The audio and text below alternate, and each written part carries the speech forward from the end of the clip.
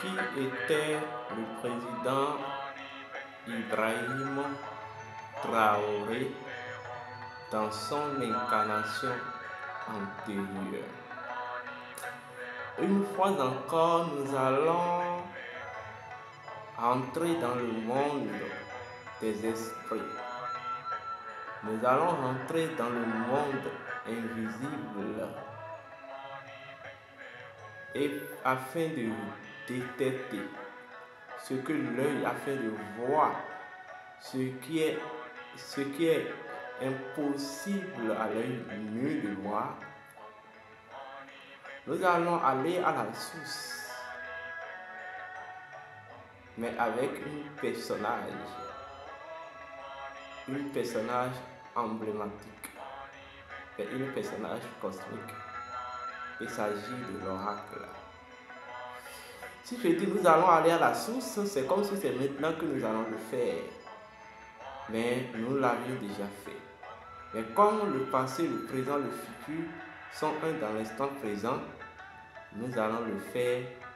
Ça répond aussi à ce qui veut se passer. Dans cette vidéo, je vais vous faire une révélation explosive. Une révélation libératrice.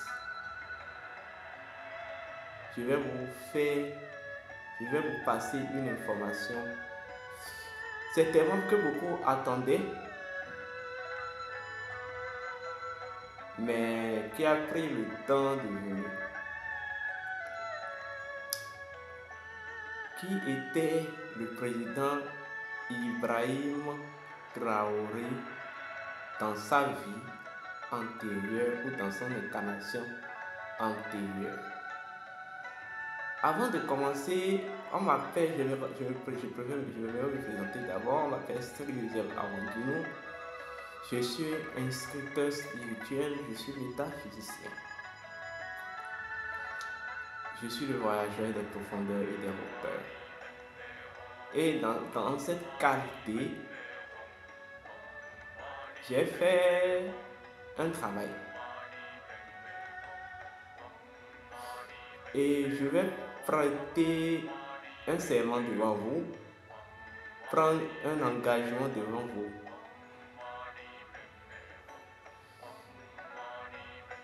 Nos connaissances et nos ressources spirituelles sera toujours mis à la disposition du peuple quand il s'agit du retour à nos valeurs et la restauration de notre souveraineté.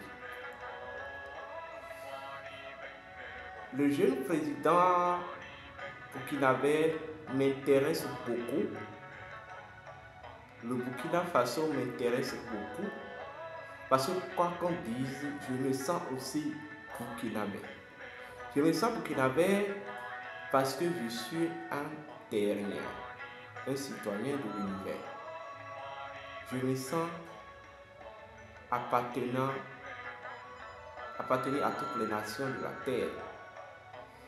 Mais en Afrique, tous les peuples et les nations constituent une seule nation qu'on appelle Kama. En tant qu'Africain, Burkina Faso, c'est chez moi. Je disais que ce jeune président m'intéresse parce que ses actions, sa mission, ses actions et ses objectifs entrent et cadrent bien avec notre vision.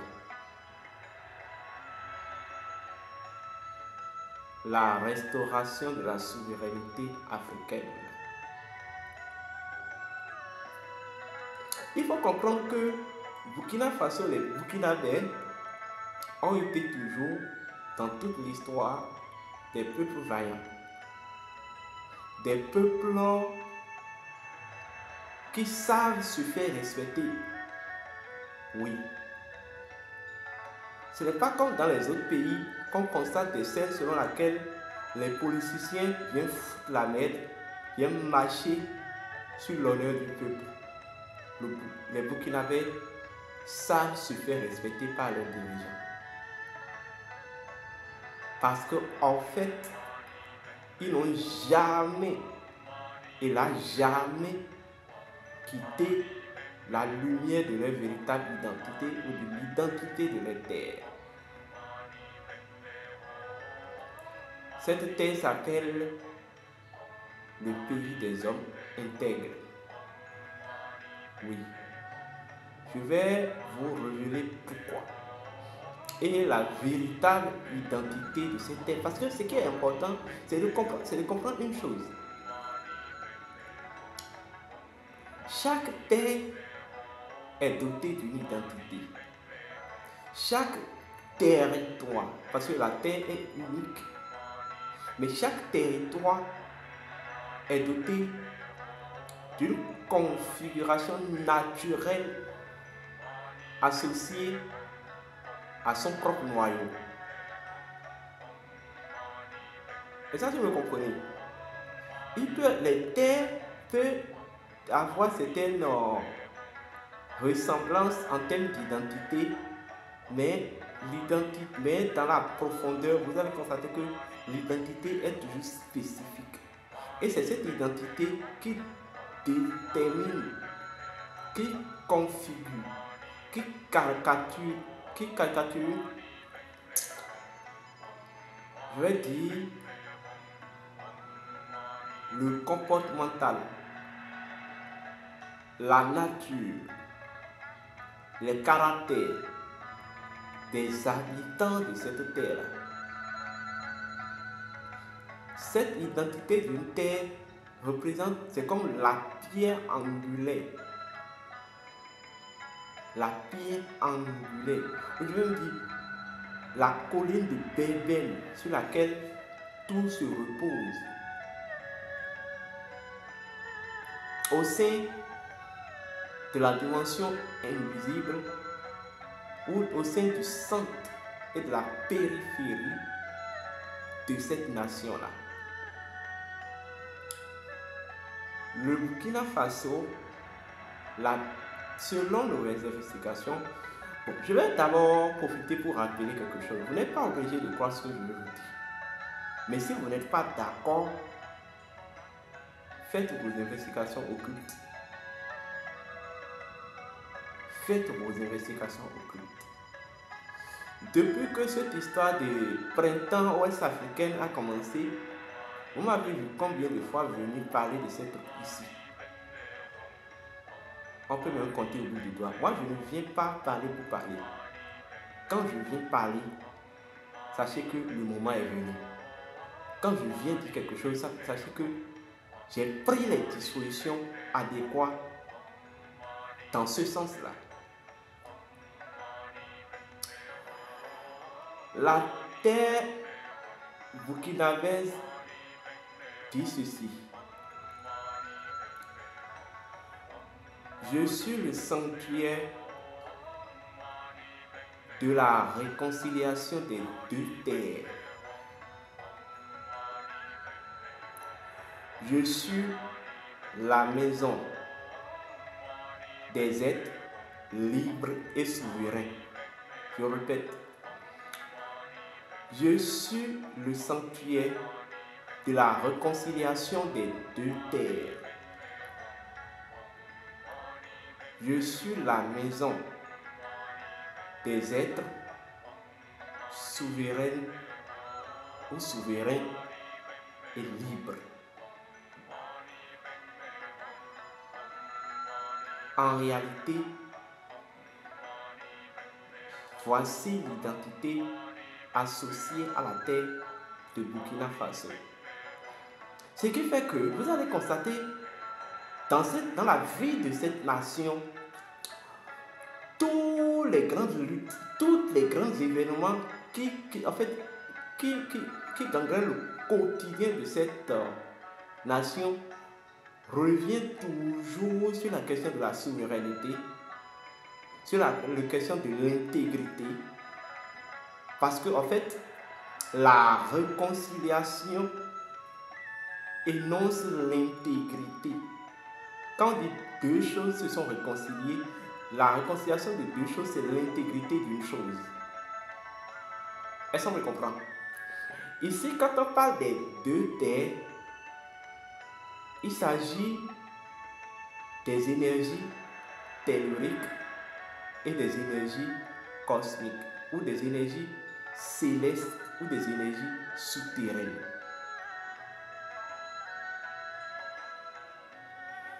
La terre burkinabèse dit, identitairement parlant, qu'il est le sanctuaire de la réconciliation des deux terres. Ça veut dire qu'en réalité, c'est une terre d'équilibre. Tout Burkinabé, dirigeant ou population, qui se retrouve, qui se sent en harmonie avec son identité ou l'identité de sa terre, est forcément quelqu'un d'équilibré, où ses actes entrent dans le sens de l'équilibre. Vous comprenez? La terre burkinabèse, de par son identité, est une terre du mystère, une terre de spiritualité, mais en même temps une terre d'illumination.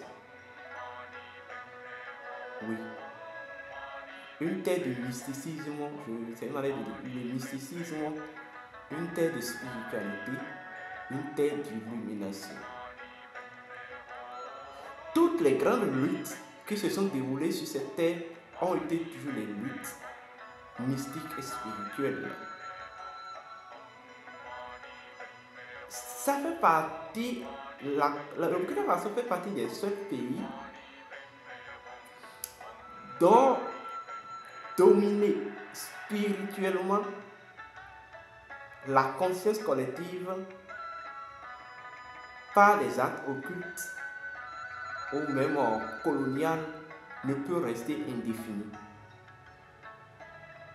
Ce n'est pas comme les autres nations qui sont sous le giron de la colonisation et qui n'ont pas les forces de se libérer.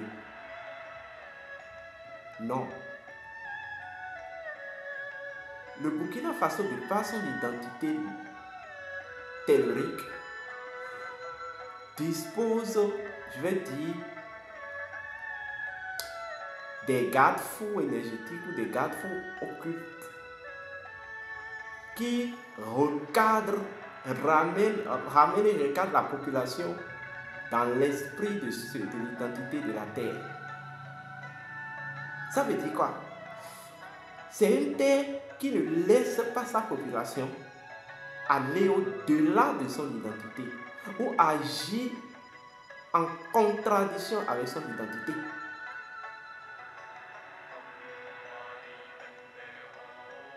Voilà pourquoi le symbole tutélaire associé à l'identité profonde de cette terre, c'est le faucon sur un trône, symbole de la souveraineté et tout simplement de royauté. Oui. Burkinabé, sachez que vous n'avez pas le droit et vous n'avez même pas la force, la liberté d'être en contradiction avec votre identité et la vérité de votre identité, l'ordre de votre identité. Quel que soit votre détachement de votre identité, de l'esprit de votre identité, de la lumière de votre identité, si vous vous observez, vous allez constater que tout va toujours vous ramener vers là. Oui. Voilà pourquoi les dirigeants qui ont fait preuve de compromission identitaire au Burkina Faso ont tôt ou tard vu leur règne déboussolé et destitué. Si possible, déstabilisé. Ce n'est pas des terres qu'il faut coloniser indéfiniment. Ce n'est pas des terres qu'il faut servir, c'est pas le terme qui peut servir de base impériale ou de base à l'impérialisme de façon indéfinie. Non, c'est une terre dont l'identité dispose de la capacité à ramener tous ses fils et filles dans sa lumière. Bien, c'est suffit la première partie. La deuxième partie,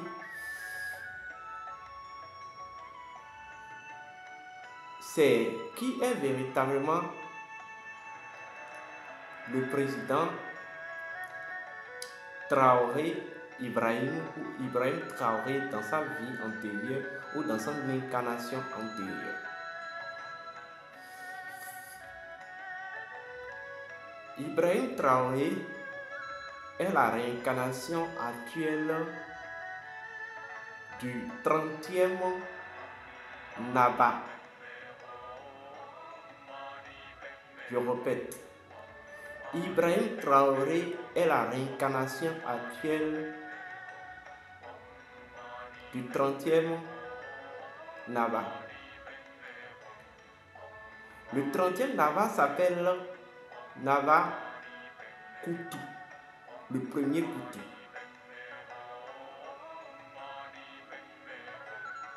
Vous comprenez? Ben, il incarne, puisque d'abord, dans l'histoire des Naba, des Mouro Naba, de la dynastie des Mouro Naba, il y a deux Naba qui représentaient en quelque sorte les porte-flambeaux de la révolution Moussi. Il y a le 9e Naba qu'on appelle Kouda, Naba Kouda, et le 30e Naba. Mais les révélations disent Naba Kouda est celui qui a enclenché la révolution du retour à la souveraineté de la terre des Moussi. Mais Naba Koutou serait celui qui accomplira cette révolution-là, celui qui accomplira cette intégration à la véritable souveraineté du peuple Moussi.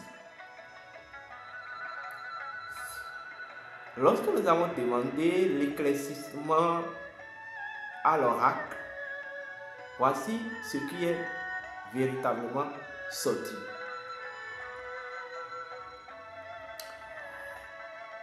Ibrahim Traoré est la réincarnation actuelle du Naba Koutou, du 30e Naba de Ouagadougou.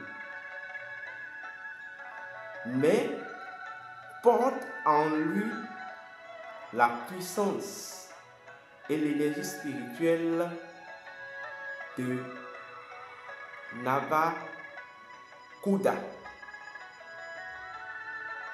Ça veut dire quoi? Son joton, c'est Naba Kouda. Mais sa réincarnation, l'âme dont il est actuellement la réincarnation, c'est Naba Koudou. Il ne me plaît pas de vous dire la réincarnation qui était Thomas Sankara.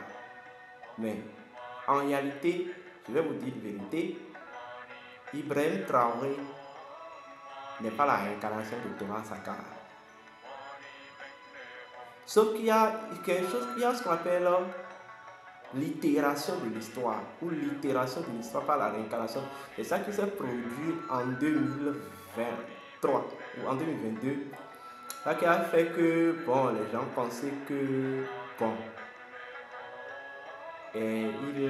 c'est Thomas Sankara qui est revenu. Non.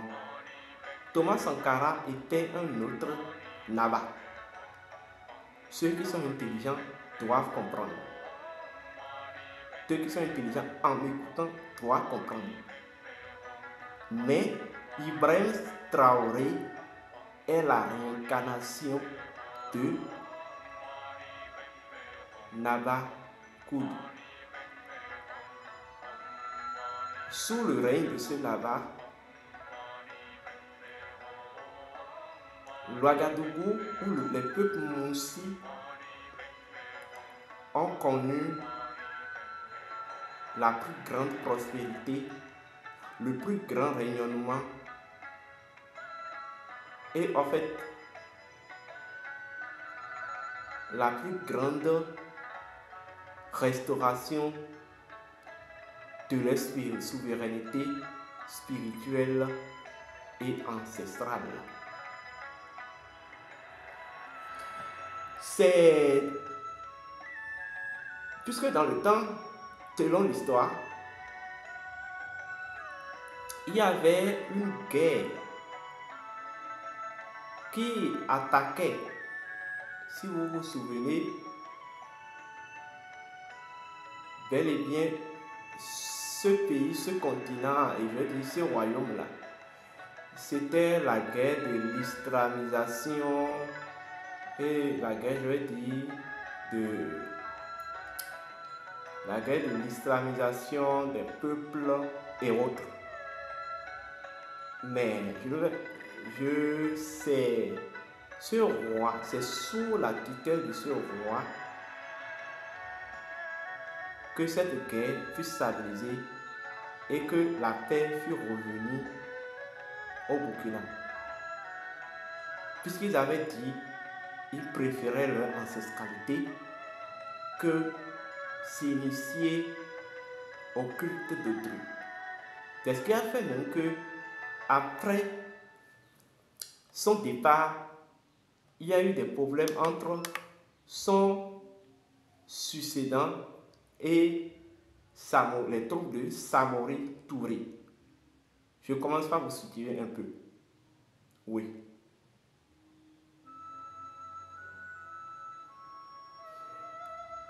En son temps, il a fallu qu'il se désincarne après pour que les Français aient la possibilité d'intégrer ce royaume-là. Mais en même temps, en tant que 30e roi, bon, je vais pas, il y a des détails que je ne peux pas donner. Maintenant, pour vous donner une petite précision, c'est le Naba qui a régné entre 1850 et 1871, le 30e Naba. Bon, je vous ai donné assez de détails. Il y a des informations sensibles, précieuses que je ne peux pas libérer. Parce que je sais que beaucoup de personnes me suivent, ça peut servir d'élément de déstabilisation si certaines personnes se préoccupent de ces informations. Mais Ibrahim Traoré doit rester et demeurer dans sa ligne panafricaine. Il doit retrouver l'intégrité et la totalité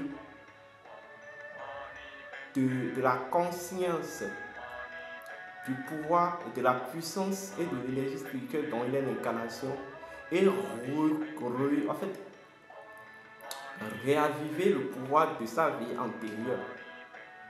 Ceci va l'aider dans l'exécution de sa mission. Mais toujours dans les mêmes directives, il y aura un événement très important qui va arriver au cours du règne Ibrahim Traoré. Les moments à venir nous réservent de surprises. Monsieur le Président Ibrahim Traoré, vous n'avez pas le droit de renoncer ni de quitter votre ligne panafricaine. Vous devez tout ceci à cette terre. Vous devez tout ceci à tous les 34 autres Naba qui sont ancêtres gardiens de l'intégrité de cette terre-là. Ce n'est pas alors pour rien que c'est sous son règne que la fête des religions endogènes, des sciences, ou des cultes endogènes a été instaurée officiellement au Burkina Faso. C'est le roi qui a lutté contre la colonisation religieuse et spirituelle et qui en a remporté. Ceci étant dit, partagez les vidéos, ma vidéo, likez. Ceci va vous aider. Cette information va beaucoup aider les autorités burkinabèses. Je vous prie, si vous n'êtes pas d'accord, allez fouiller. Le monde astral, les mondes invisibles ne sont pas loin. Le véhicule qui permet d'y accéder et d'avoir les informations demeure l'oracle. Allez consulter l'oracle. Une chose est sûre, les yeux ne mentent pas. Les yeux ne mentent pas. Ceci est l'œuvre de mes travaux intérieurs. Que les bénédictions soient.